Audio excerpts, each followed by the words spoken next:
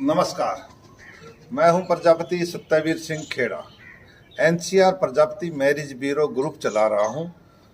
बेटा बेटियों के लिए विवाह के योग्य, लड़के और लड़कियों के लिए सूटेबल रिश्ते की तलाश के लिए आप संपर्क कर सकते हैं। यह ग्रुप दिल्ली एनसीआर के लोगों के लिए बना हुआ है। आज इसी टॉपिक पर एजुकेशन को लेकर हमें कुछ बात करनी है, जिससे हमारे समाज के लोग जैसे पिछड़ते जा रहे हैं उसी तर्ज पर मैं कुछ बातें रखना चाहता हूं कि आज आपको एजुकेशन, आपके बच्चे 10वीं 11वीं 12वीं में जो उनका मनपसंद सब्जेक्ट है उसमें वो तैयारी करें। उसके बाद वो आगे की कार्रवाई करें। जिस यूनिवर्सिटी कॉलेज में जाना चाहते हैं, जिस सब्जेक्ट में जाना चाहते हैं उसकी तैयारी करें और अपने सीनियर अध्यापकों से मिलकर वार्तालाप करके आगे बढ़ना चाहिए। और समाज के जो दिग्गज है, जो शिक्षित वर्ग है, उनसे बातचीत करके माध्यम से आप आगे बढ़ सकते हैं। आज आपको मैं बताना चाहता हूं, जैसे आपको कुछ कठिनाई आती है 10वीं 11वीं 12वीं के बाद, वो आपको उन समस्याओं को, जटिल समस्याओं को आसान करने के लिए आपको जैसे ही 11वीं 12वीं में पास आउट होते हैं, अपना जैसे दिल्ली स्टेट है, स्टेट और सेंट्रल दोनों का ओबीसी सर्टिफिकेट बनवा लीजिए। और उसके बाद आपको हर वर्ष एनसीएल सर्टिफिकेट हर वर्ष अप्लाई करना पड़ेगा। और ये सभी अपने डिस्ट्रिक्ट तहसील में जाकर एसडीएम ऑफिस में कलेक्ट कर ले और ऑनलाइन अप्लाई कर दे। और मैं आपको बताना चाहता हूँ, 10वीं क्लास के बाद अपने बच्चों पर ध्यान देना शुरू कर दीजिए, क्योंकि आपको कई वर्ग व्यक्ति आपको आगे बढ़ने से रोकना चाहते हैं। इसीलिए आपको इस बात को ध्यान देते हुए अपना पूरा फोकस अपनी एजुकेशन पर रखना है। और एजुकेशन आपको प्राप्त करने के लिए सीनियर अध्यापकों से बातचीत करके सब्जेक्ट पर फोकस रखना है। जैसे आपको मैं कुछ बताना चाहता हूँ, जैसे कोई बच्चा, कोई बेटा या बेटी किसी मेडिकल लाइन में जाना चाहती है या वो इंजीनियरिंग लाइन में जाना चाहती है, वो उसी सब्जेक्ट के टीचरों से बातचीत करके आगे बढ़ सकता है। आज हर फील्ड में आपको मौका मिलता है और अच्छी फील्ड है। आप स्पोर्ट्स में भी जा सकते हैं, स्पोर्ट्स में भी बहुत अच्छा है। हमारे हर प्रदेश में स्टेडियम बने हुए हैं, कोचेज हैं, और अपने अच्छे जो नेशनल खेल होते हैं उसमें ही भाग लेना है, क्योंकि वहाँ भी आपको कहीं ना कहीं रोकने के लिए कुछ लोग बैठे हैं। आपको अच्छे सब्जेक्ट में, अच्छे खेल में, अच्छे फील्ड में जाने से रोकेंगे, मगर आपको नेशनल जो एकेडमी है उसमें जाकर आपने ये पार्टिसिपेट करना है। और एजुकेशन 11वीं के बाद आप जिस सब्जेक्ट में जाना चाहते हैं उस सब्जेक्ट की तैयारी करें। और अच्छे 11वीं के बाद आप जो है अच्छे तैयारी करेंगे तो अच्छे सब्जेक्ट में आगे जाएंगे। आप इंजीनियरिंग में जा सकते हैं, आप आईएएस, आईपीएस, पीसीएस या डीएसएसबी एग्ज़ाम बोर्ड से भी, डीएसएसबी के भी निकलते हैं एग्ज़ाम, वहाँ की भी तैयारी कर सकते हैं। और मैं आपको, क्योंकि अब इस समय जो है कॉलेजों की लिस्ट आउट होने शुरू हो जाएगी, तो अपने ओबीसी का सर्टिफिकेट ज़रूर बनवा ले अपने एसडीएम से, तहसील से। सेंट्रल का ओबीसी सर्टिफिकेट भी बनता है और स्टेट का भी बनता है। इसमें 3 वर्ष की छूट भी होती है इसमें। और एज की सर्विस में लगेंगे तो 27% आरक्षण है। इसका आप खूब फ़ायदा उठा सकते हैं।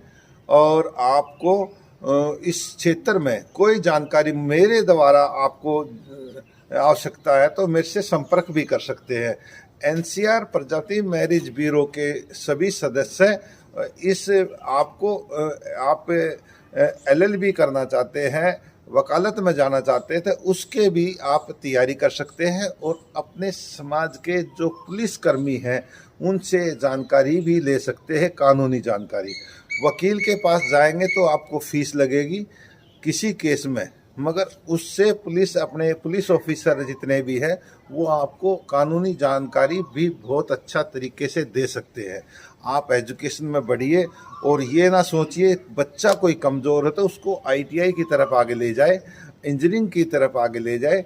आईटीआई भी बहुत ही अच्छा है और इतना अच्छा स्कोप है आईटीआई में कोई भी ट्रेड आप अपना लीजिए और आईटीआई बहुत अच्छा है। आईटीआई भी करा सकते हैं, एमबीबीएस में भी जा सकता है बच्चा, इंजीनियरिंग में भी जा सकता है। और आज तो आपको बहुत ही भारत सरकार और सभी माता पिता अभिभावक सब ध्यान दे रहे हैं बच्चों पर।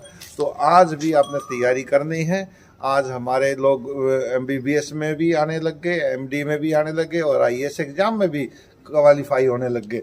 तो आपसे निवेदन है, कोई भी जानकारी के लिए आप बात कर सकते हैं, हम आपको कोई ना कोई जानकारी जरूर देंगे। नमस्कार, जय हिंद, जय श्री कृष्ण। नमस्कार। नहीं है या पीसीएस की तैयारी करनी है या डीएसएसबी की एग्ज़ाम देने हैं, बहुत सी एजुकेशन की तैयारी है। आप साइंस में जा सकते हैं, मेडिकल में जा सकते हैं, आप जिस सब्जेक्ट में, इंजीनियरिंग में जा सकते हैं, जो आपका मनपसंद सब्जेक्ट है उसमें जा सकते हैं।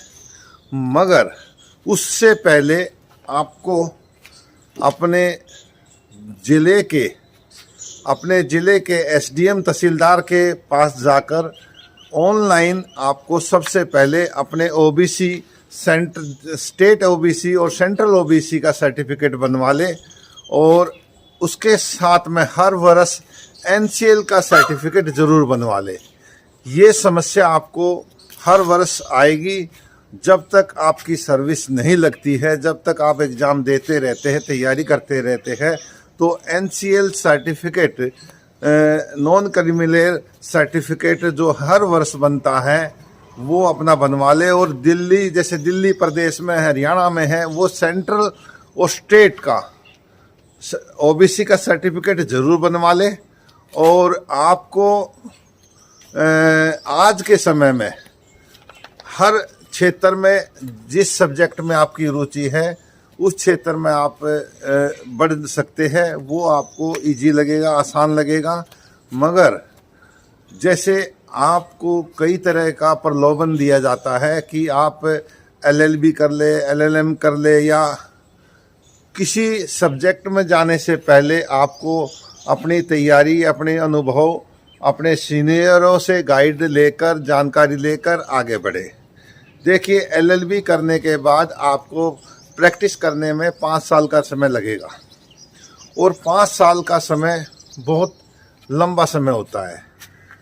ये जो सीनियर एडवोकेट है वो बहुत परेशान करते हैं और उसमें आपको या तो कोई अपना कोई नज़दीक का सीनियर एडवोकेट, बार एसोसिएशन का एडवोकेट हो या दिल्ली हाई कोर्ट का वो एडवोकेट सीनियर हो, तो उनसे आपको अच्छे तरीके से उनके पास काम करने का अनुभव मिल सकता है। मगर आपका कोई जानकार नहीं है तो उस क्षेत्र में कोशिश करें कि कोई जानकार हो या सीनियर एडवोकेट हो, तब तो आप करने में फ़ायदा है। नहीं तो आप कहीं ना कहीं पिछड़ जाएंगे और आपको वही ढाक के 3 पात निकल के आएंगे।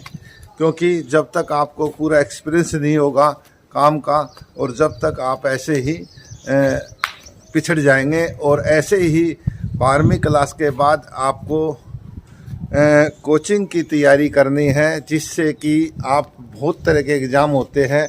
एक एग्ज़ाम दिल्ली डीएसएसबी एग्ज़ाम कराता है और एक सेंटर की एग्ज़ाम होते हैं वहाँ वो कराए जाते हैं।